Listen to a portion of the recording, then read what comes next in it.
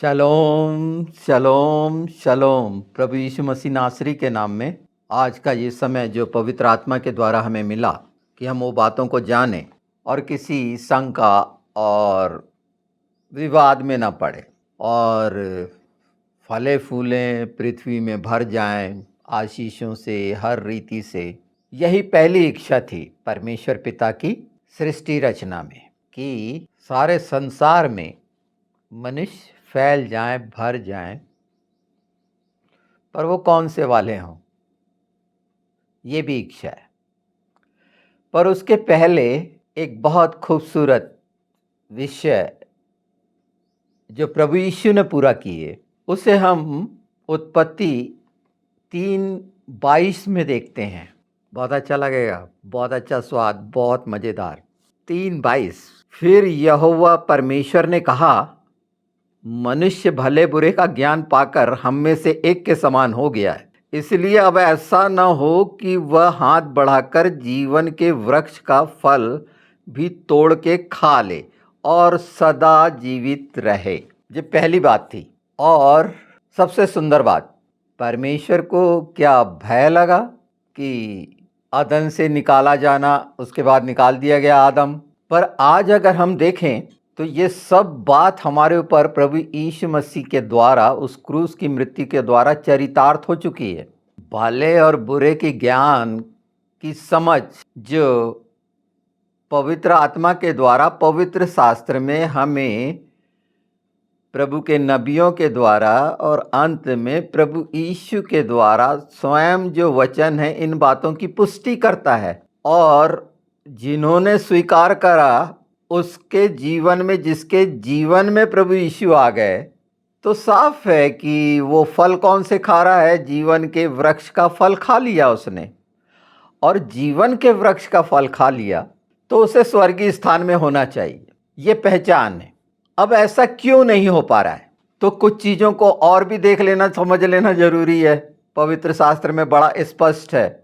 उत्पत्ति 11 में बेबीलोन शब्द आया और परमेश्वर ने भाषा में गड़बड़ी डाली और सारे जगत में उनको फैला दिया। ये कब हुआ? जब नूह और उसका परिवार बचे थे और ये सिनार की तरफ जा रहे थे। वही सिनार जिसे आज आप इराक कह सकते हैं, यानी टर्की। वो अरारात पर्वत पर वो जहाज टिका था और जिसके एविडेंस सारे देखे जा रहे हैं और मिला है वो सच्चाइयाँ। तो वहाँ से चले थे ये, यानी टर्की से और इराक पहुँचे। उधर इराक में इन्होंने अपना इकट्ठे थे। ये कितना समय लगा इस पर चर्चा नहीं, पर वहाँ पर इन्होंने शुरू किया पहला काम ईंट बनाना, और गारे से अब वो मीनार बना रहे हैं, ऊंची मीनार बना रहे हैं एक साथ। जैसे खलीफा मीनार का सुना होगा आपने, दुबई में है शायद सबसे ऊंची मीनार, स्पेशल। ऐसा ही उस समय आप देख लीजिए लोग कैसे बड़ी बड़ी मीनारें बनाने की कोशिश करते हैं, बड़ी बड़ी मूर्तियां बनाने की कोशिश करते हैं। क्या है इसके पीछे? यही है वो हिस्सा। तो परमेश्वर ने जब ये देखा तो चलो बोले इनकी भाषा में गड़बड़ी करें, क्योंकि ये इकट्ठे रहेंगे तो फैलेंगे नहीं संसार में। और विरोध तो था, अनाज्ञाकारी तो थी ही कि परमेश्वर ने जो आशीष दी है सब प्रकार से फैलने की, बढ़ने की, तो उससे वंचित मनुष्य खुद होता है। अपने आप में सिमट के, एक ग्रुप में रह के, उसमें अपनी अपनी समझने वाली भाषा का वो कार्य कर रहा है। हालांकि सारे जगत में भाषाएं अलग हैं। हर 10-20 किलोमीटर में जाकर उसका प्रोनाउंसिएशन बदल जाता है, अर्थ बदल जाता है, कुछ कुछ बदल जाता है। अलग अलग तरह की सब जातियों की सब भाषाएं, और वो सब जातियों की सब भाषाओं में भी वो इकट्ठे हो गए। और वो इकट्ठे होने का प्रमाण ये है कि अपने अपने सब कुछ बना लिए हैं। रीति रिवाज नियम ये आज हम देख रहे हैं, और ये हमें समझ कहाँ से मिलती है?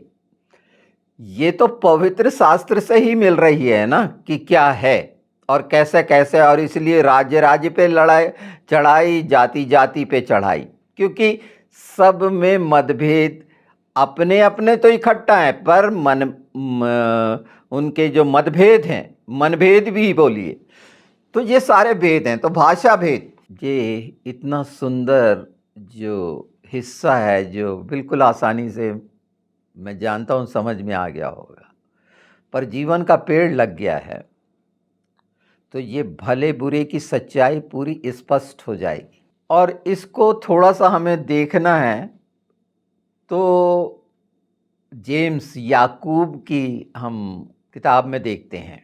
याकूब पहला अध्याय और उसके कुछ पदों को देखेंगे। हालांकि शुरू से पढ़िए उसमें, पर पहली बात उसमें से हम देखते हैं, धीरज धरें, धीरज को अपना काम करने दें। मनुष्य का धीरज धरना, विचलित हो जाना, व्याकुल और परेशान और बेचैन हो जाना स्वाभाविक है। पर जीवन का वृक्ष अगर लगा है, अर्थात आत्मा का वृक्ष लगा है, तो उसके लिए सरल है। धीरज की आत्मा उसके जीवन में काम करेगी। धीरज को अपना काम करने दो। सिद्ध होना है तो सिद्ध के बारे में मैंने इसके पहले बता दिया है, पर क्यों नहीं हो पा रहा है, यही वो बात है। जीवन का वृक्ष हमारे साथ है, उसका फल खाने को हम तैयार नहीं हैं। अगर उसका फल खाएंगे तो परिणाम क्या होगा कि सदा का जीवन, हमेशा का जीवन, सदा जीवित रहने वाला। और ये फल जो बना, और पहला फल, ये शब्द बाइबल में आए हैं, पर क्यों परीक्षा में किस लिए पढ़ते हैं? अगर हम देखेंगे याकूब 1 का 13 से 15 तक देख लें तो बहुत भयानक बात कही गई है, वो मैं पढ़ देता हूँ। हाँ, जब किसी की परीक्षा हो तो वो यह ना कहे कि मेरी परीक्षा परमेश्वर की ओर से होती है, क्योंकि ना तो बुरी बातों से परमेश्वर की परीक्षा हो सकती है और ना वह किसी की परीक्षा आप करता है। परंतु प्रत्येक मनुष्य अपनी ही अभिलाषा से खिंचकर और फंसकर परीक्षा में पड़ता है।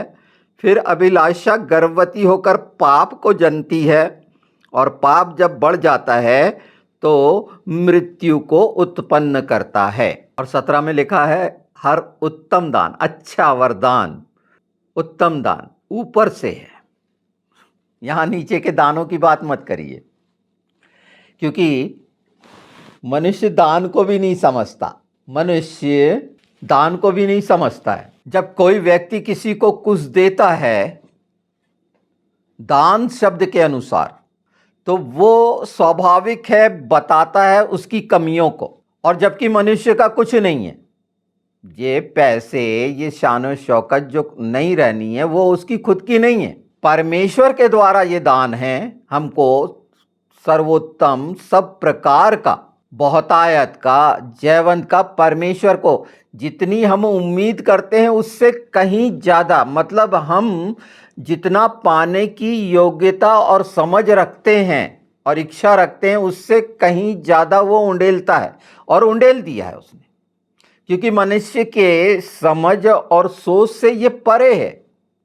अगर इसका आकलन करेंगे, और जो भी प्रभु पर, परमेश्वर पर, पवित्र आत्मा पर निर्भर हैं, उनको ये समझ मिली। और समझ के लिए मैंने बता दिया है कि अगर विवेक शुद्ध है तो हम उसी हिस्से को जान रहे हैं, और इसमें बोलना और सुनना, जैसे सुना क्या जा रहा है और बोला क्या जाना चाहिए, तो यहां पर परीक्षा में मनुष्य अपने कारण, अपनी इच्छाओं के कारण, और मृत्यु उसका परिणाम है।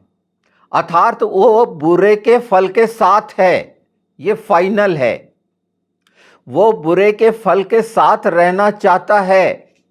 परमेश्वर की इच्छा ये नहीं है, जबकि भले को भी वो जानता है, पर वो दुष्टता जो एक हिस्से को वीरान कर दी है, बंजर कर दी है, अंधेरा कर दी है, शैतान की के द्वारा, उसकी आज्ञाओं को मानने के द्वारा मनुष्य के जीवन में जो अंधेरा आया है, उसके कारण वो लगातार पाप को जन्म देता रहता है, अनाज्ञाकारिता को जन्म देता रहता है। पाप अनाज्ञाकारिता तो थी ना, जिसके कारण मृत्यु आई। और 3 में बहुत स्पष्ट बोल दिया गया कि ये खाना ले, और उसके बाद भी ये सब कुछ जानते हुए भी उपाय किया गया। इसे बोल सकते हैं हम बहुत अच्छे और खुश हो के यहोवा ईरे, कि परमेश्वर ने अपने प्रेम को प्रकट किया कि हम वो जीवन के पेड़ का फल खाएं जो हमारा प्रभु यीशु मसीह नासरी है, वो वचन, और उसका स्वाद लें। स्वाद के विषय में बोला है। तो ये परीक्षाएं जो आ रही हैं और मृत्यु उसके साथ, जो उसमें फंसे हुए हैं लगातार, परमेश्वर नहीं लेता। मनुष्य बहुत अपनी बुद्धि के द्वारा ज्ञानी ध्यानी बनता है। भाषा भेद की अगर मैं बात करूं तो लोगों की ये मानसिकता है कि अगर कोई इंग्लिश में बात करता है उस स्टाइल में, वो रहन सहन और एक्टिविटीज़ और बॉडी लैंग्वेज का इस्तेमाल करके वो स्मार्ट है, तो वो किसी की कॉपी कर रहा है। वो ही कॉपी कर रहा है जो बुरे के ज्ञान की। मैं निश्चित मानता हूं कि यूनिवर्सल लैंग्वेज जो होती है, क्या इंग्लिश थी? आज अगर आप देखोगे तो 1611 तक जे का निर्माण नहीं हुआ था। उस समय की बाइबल में देखोगे तो जीसस का नाम आई से शुरू हुआ है, आइसस। तो कहने का मतलब लैंग्वेज का और परमेश्वर की भाषा का, वो जो आत्मा की भाषा है, शरीर की नहीं, ये ओंठों के द्वारा, ये हमारे प्रसारण के लिए है कि हम अभिव्यक्ति जाहिर करते हैं अपने ओंठों से जो बोलते हैं। तो बोलने में धीमा क्यों बोला गया है?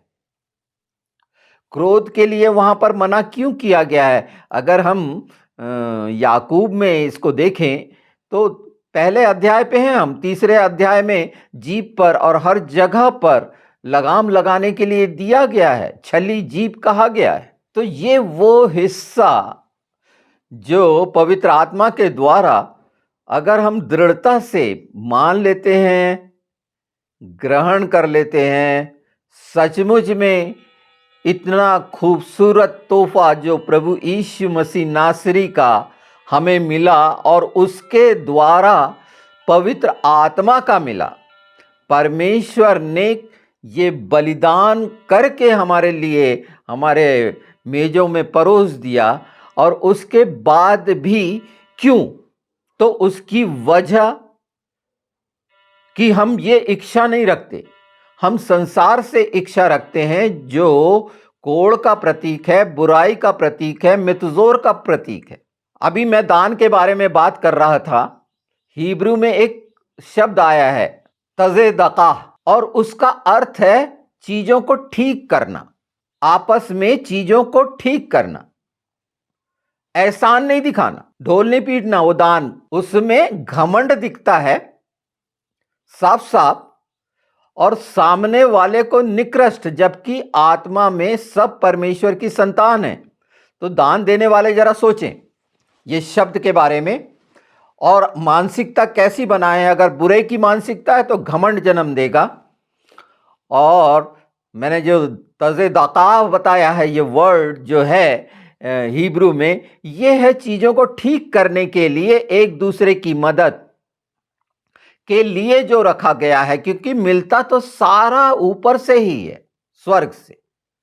पवित्र शास्त्र में लिखा है ना ये साफ। फिर से पढ़ देता हूं, क्योंकि हर एक अच्छा वरदान और हर एक उत्तम दान ऊपर ही से है और ज्योतियों के पिता की ओर से मिलता है, जिसमें न तो कोई परिवर्तन हो सकता है और न अदल बदल के कारण उस पर छाया पड़ती है। कभी कम नहीं होगा, भरपूरी रहेगी, छेद वाला चक्कर नहीं रहेगा कि ना खत्म हो रहा है, इकट्ठा करना है। इसके लिए हमने सुन लिया है। अब थोड़ा सा और आगे चलते हैं, अपन थोड़ा सा आगे चलते हैं। इसमें हम 19 में देखते हैं, जहां पर सुनने के लिए, बोलने के लिए बताया गया है। ये दान है और इसका महत्व है, इसमें सामर्थ है यीशु के नाम में, जो वंचित हो गई थी सांप के चक्कर में, पर आज वो फल है यीशु के नाम में कि बोलेंगे और वो होगा। परमेश्वर की सामर्थ कैसे लेना है ये बहुत स्पष्ट है। तो मैं पढ़ देता हूं इसे। हे मेरे प्रिय भाइयों, यह बात तुम जान लो, हर एक मनुष्य सुनने के लिए तत्पर और बोलने में धीर और क्रोध में धीमा हो, क्योंकि मनुष्य का क्रोध परमेश्वर के धर्म का निर्वाह नहीं कर सकता। और इसलिए कहा गया है कि सारी मलिनता को खत्म कर लो। ये जो जितनी चीजें हैं क्यों है? क्योंकि जीवन के वृक्ष का फल अगर हमने खा लिया है तो, और बपतिस्मा में क्या है, प्रभु भोज में क्या है, और वाकई में हम खा रहे हैं, तो ये चीजें नहीं होनी चाहिए। ये बहुत स्पष्ट है और ये आनंद का सुसमाचार है। यही तो आनंद का सुसमाचार है कि परमेश्वर ने उत्पत्ति 3 में बता दिया और उसको जाकर पूरा प्रभु यीशु ने कर दिए और स्वर्ग में चले गए और फिर आएंगे। वो 3 बातें जो रह गई हैं, इकट्ठे होना, फिर एटोलमेंट, इकट्ठे होना, किस लिए इकट्ठे होंगे? वो कौन होंगे? जो जीवन के वृक्ष के फल खाएं, वो जो उसकी भाषा बोलते हैं, वो सांप के जैसे फुफकारते नहीं है, दिखावा नहीं करते। प्रकाशित वाक्य में लिखा हुआ है ना, वो बकरा जो जिसके सिर पे सींग है वो दिखता, क्योंकि वो भोला हो गया, पर उसकी आवाज से पहचान सकते हैं। इसकी इन बातों से हम अपने अंदर यीशु के नाम में जो ये समझ मिल रही है कैसे ग्रहण करते हैं। और इसी के बाद का अगर तीसरे अध्याय में हम चले जाएंगे तो जीभ के बारे में कहा गया है बहुत सारा। भजन संहिता में जीभ के बारे में कहा गया है कि इस पे पहरा बैठा, और जब बोलते हैं कई बड़ी दृढ़ता से बोलते हैं। मैंने एक एपिसोड किया है जिसे वो व्यवस्थापक और जिसे जानते नहीं उसे भी बहुत जबरदस्त तरीके से सामने रखते हैं बहकाने के लिए, जिसका सिर पैर नहीं होता, जो परिभाषित नहीं करते, सिखा नहीं पाते कि करा कैसे जाए। अभी तो बहुत से ऐसे हैं जिसे धन्यवाद देना भी नहीं आता कि उसके मायने क्या है, तो वो स्तुति महिमा क्या करेगा? जो ओबलाइज ही नहीं है परमेश्वर की ये तमाम उत्तम दानों और वरदानों से, वो तुच्छ जानने वाला स्वभाव, तो वो पत्थर सहारा कैसे बनेगा? ये लाठियां बता रहा हूं मैं बहुत शानदार वाली, कि दुष्ट पर हर समय बजाते रहो ना। इसको जान लो, समझ लो, दुष्ट वैसे ही शर्मिंदा होगा। वो नंगा हो चुका है, हारा हुआ है, और वो बातें, वो आज्ञा पूरी करो, वो फैलाओ। कहा गया है बाइबल में कि उसका स्वर सारी पृथ्वी पर फैल गया है, गूंज गया है, सारे सृष्टि पर उसके शब्द हैं। रिसीव करना, वो हर जगह उपस्थित है, उसके शब्द हैं, मतलब उसकी उपस्थिति है।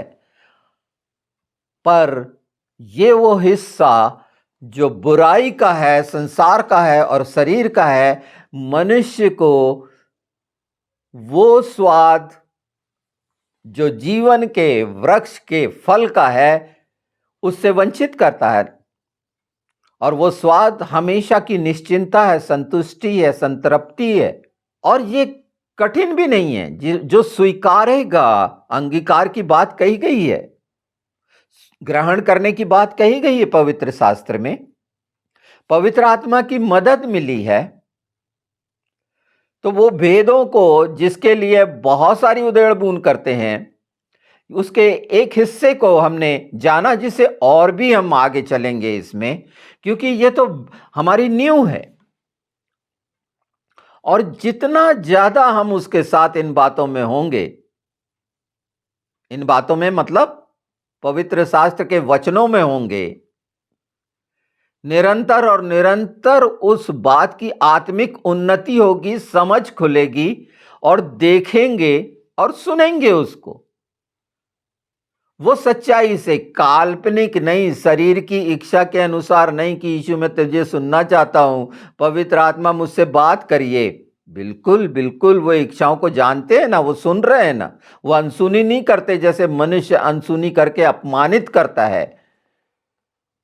वो स्वभाव जो शैतान का, उस बुरे के, भले और बुरे के ज्ञान के फल के कारण कितनी बड़ी-बड़ी बातें और क्या-क्या संसार में हो रहा है देख रहे हैं।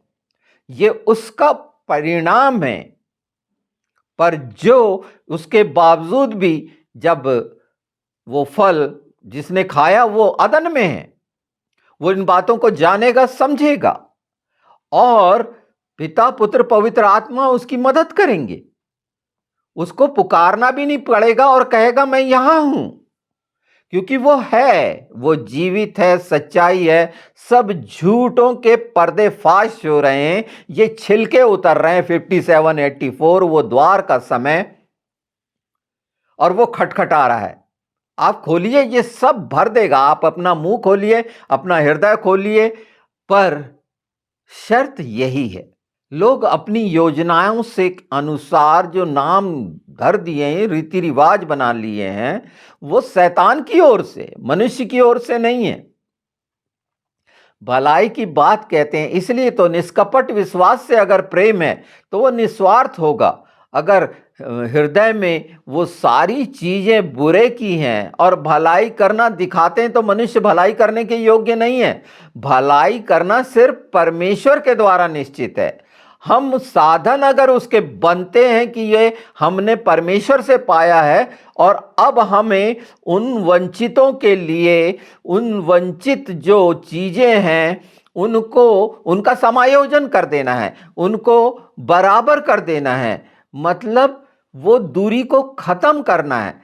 तो वो दया और इन चीजों से नहीं होती, इन दानों से नहीं होती जो शरीर के अनुसार है, पर जो ये मान के कि ये सब कुछ ऊपर से मुझे है, तो मैं उन चीजों को ठीक करूं।